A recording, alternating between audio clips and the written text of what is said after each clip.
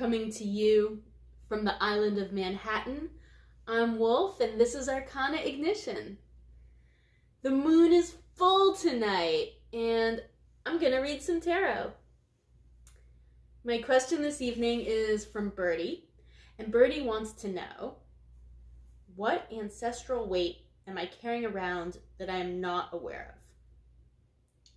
And Birdy, when I visualize this question, I see you with this big, heavy thing over your shoulder, and it's bumping against the ground, and you can feel the bumps, and you can kind of hear things rattling around in it, but every time you turn around to see what's there, it's like in this big burlap sack, and all you see is this lumpy thing, and you're just like, what is in there?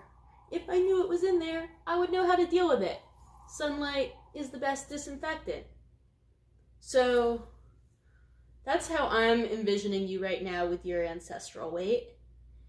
And let's see what the Robin Wood tarot deck has to say about it.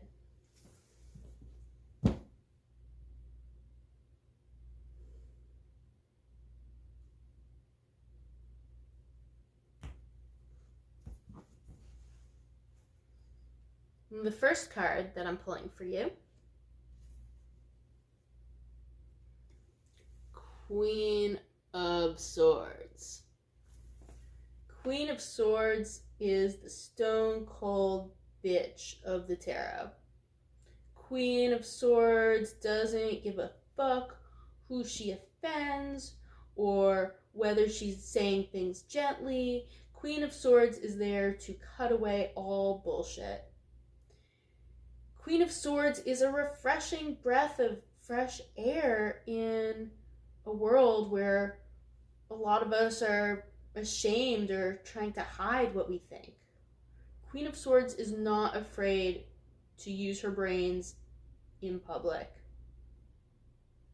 And in this particular Queen of Swords, I'm seeing a rose bush, which is sensuality and thorns all in one package. The next card I'm pulling for you,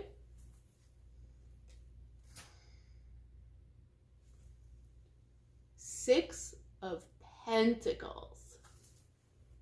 Six of Pentacles is girl boss energy. Six of Pentacles is having enough to be generous. And Six of Pentacles exists in a world where there are some people who need other people to be generous, or they will starve. Six of Pentacles is one of the winners of capitalism.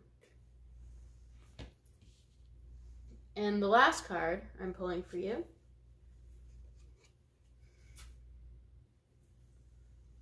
Four of Swords. Four of Swords is deep rest. Four of Swords is the stability that comes with a peaceful mind. Four of Swords has three swords hanging up in the tree where they're accessible, but they're probably not going to be needed. Four of Swords is this deep, well-earned rest. And I'm seeing more roses here. And I'm seeing a star as well, which implies a dream or hope or something that's going to come up out of this rest.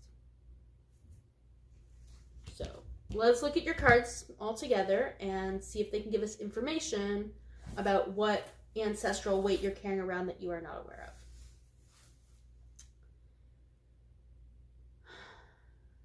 So I'm noticing right away we have two swords cards surrounding a pentacle card. And swords are about the mind, they are the air card, they're about brains and discernment and the cutting away. And so it looks like your ancestral trauma has something to do with thinking things to death. That would be a literal translation of these cards. Thinking things to death. And it has to do with money and sharing. And there's this uncomfortable thing about the Six of Pentacles, whereby if there are haves, then there are also have-nots. So I think your ancestral trauma has to do with being abundant in a world that is not abundant, and making decisions that affect the lives of others that maybe you didn't want to make, maybe you weren't equipped to make. I think your ancestral trauma has to do with cutting to the heart of issues involving distribution of resources. And with all this slicing through and distributing of material goods, you are exhausted. And I believe that something you're dealing with right now is the fact that your ancestors have left you in need of a good long rest.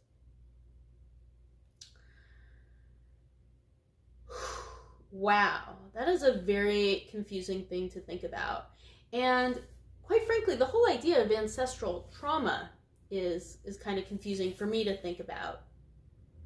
When I think of my own ancestral trauma, there's the category which I know, which comes from being an Eastern European Jew and winds up in Auschwitz.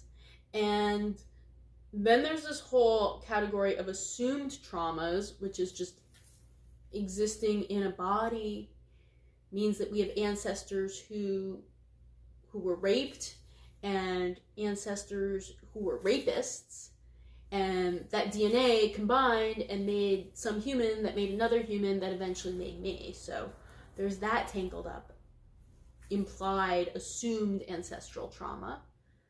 And then there's this whole other category, which is stuff that I don't even know or can't even imagine, that doesn't exist in a historical record, that doesn't exist in my family histories, that happened and left its either psychic or epigenetic mark on me. And with all of these different kinds of traumas that I know about, that I don't know about, that I sort of know about, that I can imagine, that I might be imagining right, that I might be imagining wrong, my best bet is to just deal with what's in front of me and look at how I'm suffering right now and how I can alleviate that suffering right now. So let's look at these cards as how you're suffering right now from your ancestral weight and what you can be doing about it in the moment. And I think it's blocking these things from happening. I think it's blocking you from being decisive and clear, and it's blocking you from being as abundant and as generous as you could be, and it's blocking you from feeling properly restful. I hope this helps, and I hope you can use this information to deal with whatever it is you are dealing with, my dear. So if you want to send me a question, send it to arcanaignition@gmail.com, and perhaps I will answer it in a future video. And if you have an interpretation of these cards for Birdy and you want to tell her about what kind of ancestral weight you think she's carrying, put it in the comments. Have a beautiful evening.